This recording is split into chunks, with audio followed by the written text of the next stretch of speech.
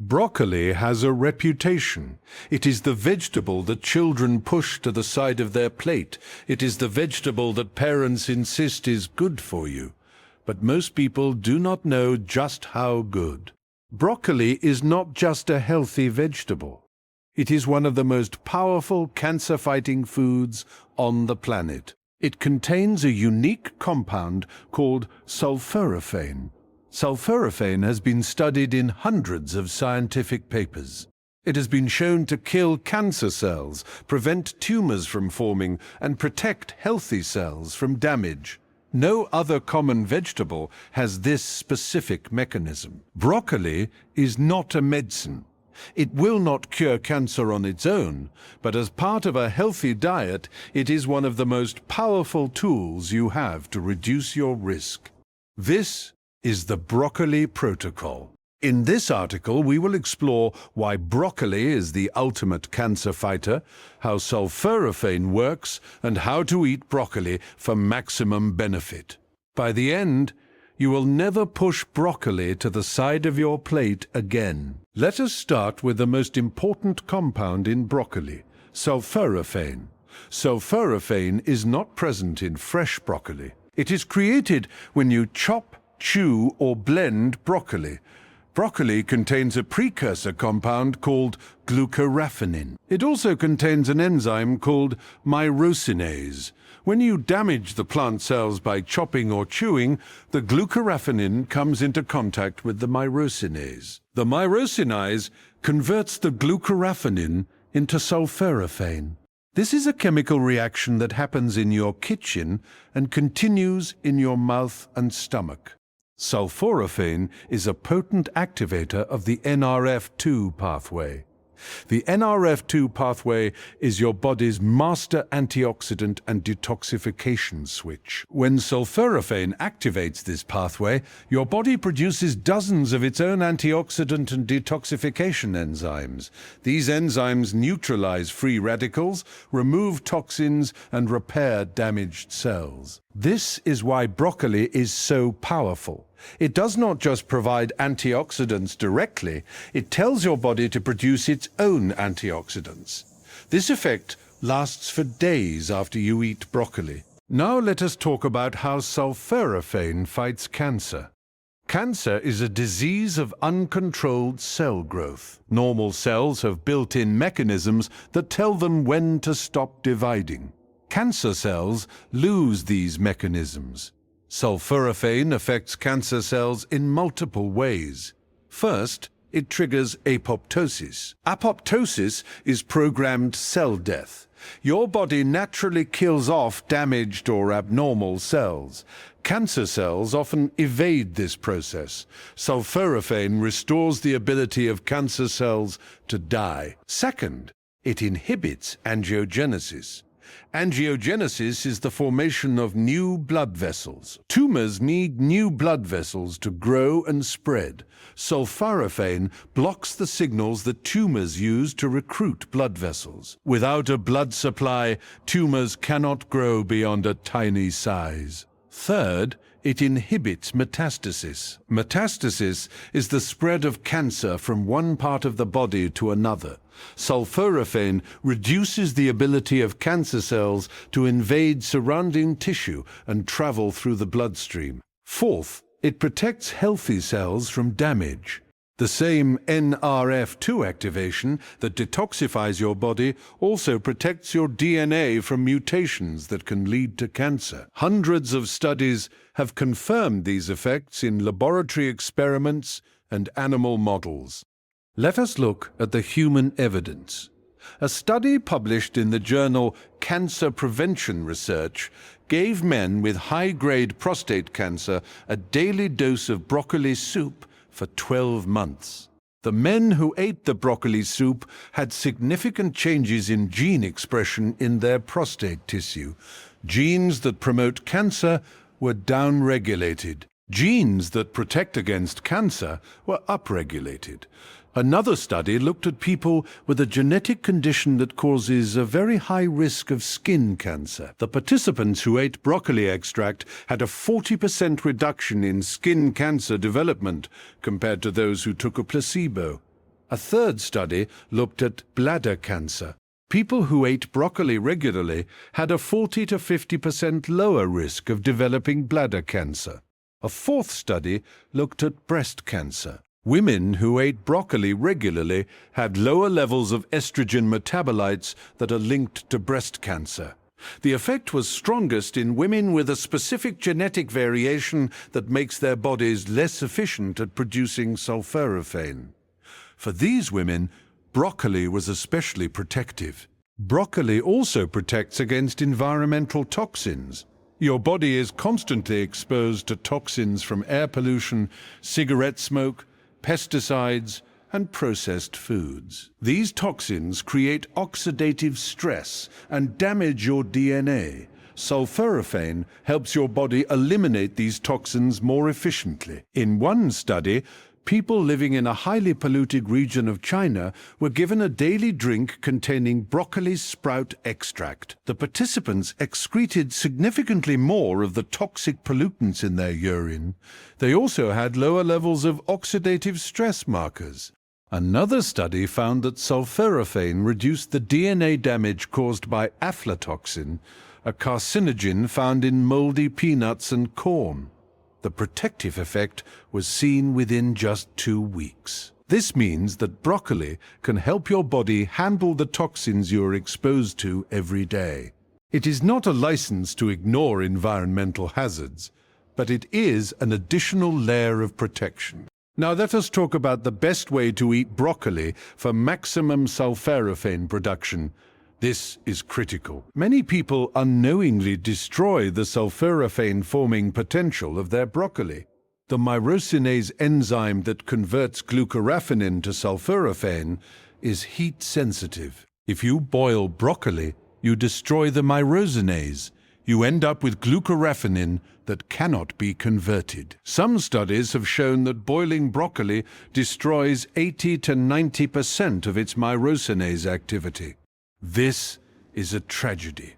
You are eating broccoli, but getting very little of the cancer-fighting compound. So how should you cook broccoli? Steaming is much better. Light steaming for 2 to 3 minutes preserves most of the myrosinase. Roasting is also good, but keep the temperature moderate. Stir-frying quickly over high heat is acceptable. The best way to maximize sulforaphane is to chop your broccoli and let it sit for 40 minutes before cooking. Chopping damages the plant cells and brings the glucoraphanin and myrosinase together. Waiting allows the reaction to produce sulforaphane. After 40 minutes, you can cook the broccoli. The sulforaphane that has already been formed is heat-stable. It will survive cooking. You can also add a source of myrosinase to cooked broccoli. Mustard powder, fresh daikon radish, wasabi, or fresh arugula all contain myrosinase. Adding a little mustard powder to your steamed broccoli can restore the conversion ability. This is a simple trick that dramatically increases the cancer-fighting potential of your meal. Eating raw broccoli is also excellent. Raw broccoli contains active myrosinase. The problem is that raw broccoli is hard to digest for some people. You can also blend raw broccoli into a smoothie. This breaks down the cell walls and creates sulforaphane instantly. The smoothie is easy to digest. Let us talk about broccoli sprouts.